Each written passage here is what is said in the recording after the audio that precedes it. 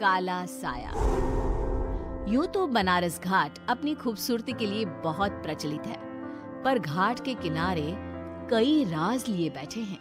ये कहानी शुरू होती है बनारस के घाट के पास बने ममता निवास से, जहाँ प्रिया लाल जोड़े में ममता के घर उसकी बहू बनकर आती है। आओ आओ बहू, घर को अपने पैरों से पवित्र करो। ममता घर की दहलीज पार कर ही रही होती है कि अचानक एक बहुत गंदी सी बास पूरे घर में फैल जाती है।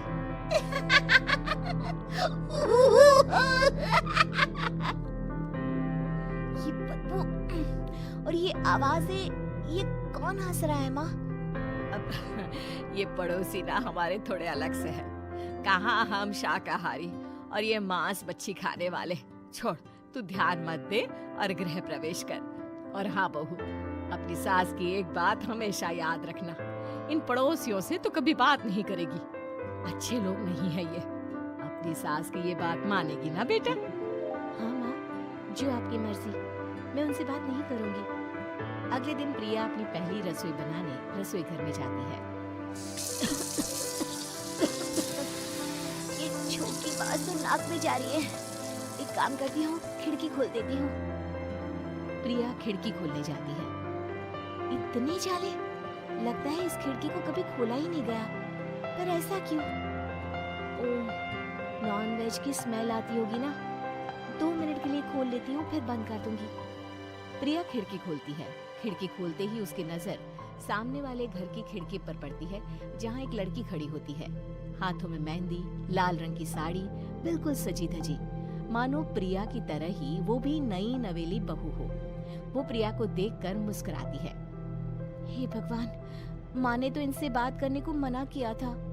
प्रिया फौरन ही खिड़की बंद कर देती है और तवे पर चढ़े रोटी की ओर देखने लगती है, पर वहाँ रोटी न होकर मछली पड़ी होती है। ये क्या? पहली ही रसोई में इतनी बड़ी गलती। हे भगवान, अब मैं क्या करूं? प्रिया बहुत डर जाती है और फौरन रसोई की सफाई करने और फिर सभी के लिए खाना बनाने लग जाती है। जब वो सबको खाना परोसती है, सब तो ठीक है, मैं बेकार में चिंता कर रही थी। हे भगवान, ऐसे ही बस अपनी कृपा बनाए रखना। रात के वक्त जब सब सो रहे होते हैं, तब प्रिया को पायल की आवाज सुनाई देती है, जिससे उसकी आंख खुल जाती है। ये पायल की आवाज कहाँ से आ रही है? प्रिया उठकर उस आवाज के पीछे छत की सीढ़ियों तक जाती है। तभी उसे बच्चे के रोने की आवाज आती है। प्रिया छत पर जाती है तो क्या देखती है? वही लाल साड़ी वाली लड़की अपनी गोद में एक नवजात बच्चे को घुमा घुमा कर सुला रही है। तभी प्रिया की नजर उसके पेट पर पड़ती है। ओह गॉड, ये तो प्रेग्नेंट भी है। सुनिए, बच्चा सो नहीं रहा है क्या? मैं कुछ मदद करूं? नहीं नहीं, आपके घर वालों को अच्छा नहीं लगेगा, मैं संभाल लूंगी।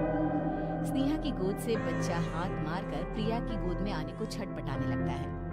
दोनों घर अगल बगल में बने होने के कारण प्रिया उस बच्चे को गोद में ले लेती है। प्रिया के पास आते ही वो सो जाता है। बच्चे का वो स्पर्श रात भर प्रिया भूल नहीं पाती और अगली सुबह वो छत पर कपड़े सुखा रही होती है। तभी उसे एक औरत इशारा करके बुलाती है।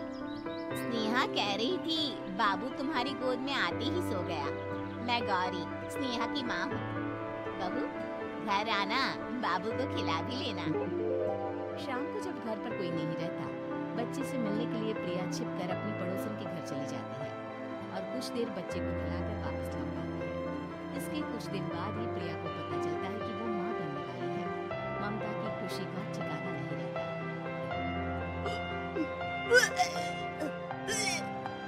माँ जी, पता नहीं क्यों उल्टी आ रही है।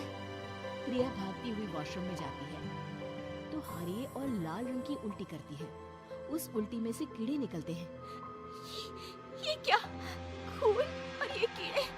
माँ! माँ! प्रिया की आवाज सुनकर ममता दौड़ कर आती है, पर बेसिन में कुछ नहीं होता। प्रिया हक्की बक्की रह जाती है। ये सब क्या हो रहा है? प्रिया घबरा जाती है और अपने कमरे में जाकर सो जाती है। डर के कारण वो इतनी थक जाती है कि उसकी आंख लग जाती है। तब उसे ऐसा लगता है उसके पेट पर मानो कोई बैठा हुआ हो। कौन हो? प्रिया के पेट पर एक 5 महीने की बच्ची बैठी हुई थी, जो बुरी तरह जली हुई थी। माँ, तुम ही मुझे लाई ना अपने पेट में। मैं तुम्हारी माँ नहीं हूँ। कौन हो तुम? माँ, देखो मैं जल गई बुरी तरह से। 6 महीने पेट में रहने को भी मुझे नहीं मिला। सहला दो ना माँ। बचाओ, बचाओ, माँ। ममता दौड़कर कमरे में आती है। प्रिया की बातें सुनकर वो सब समझ जाती है।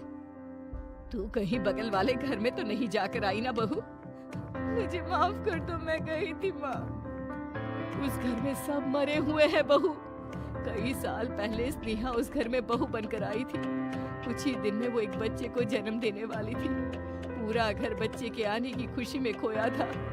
एक दिन अचानक उस घर में आग लग गई। सब बुरी तरह जलकर मर गए।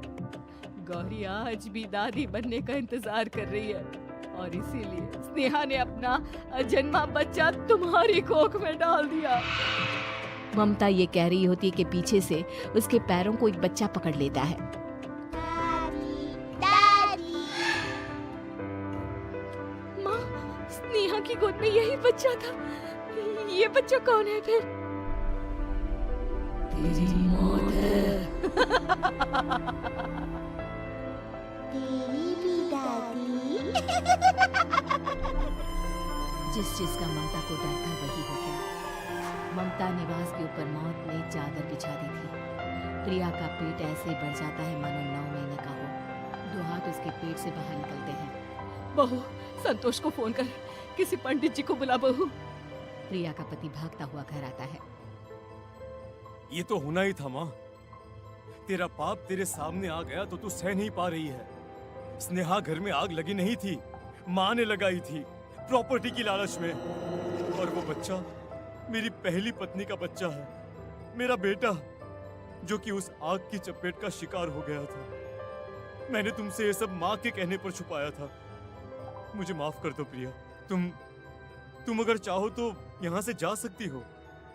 मैं तुम्हें किसी भी बंधन में रखना नहीं चाहता। मेरी शादी हुई है आपसे, मैं आपको छोड़ नहीं सकती, पर उससे पहले हमें स्नेहा, उसकी माँ और बच्चे की आत्मा की शांति करवानी होगी।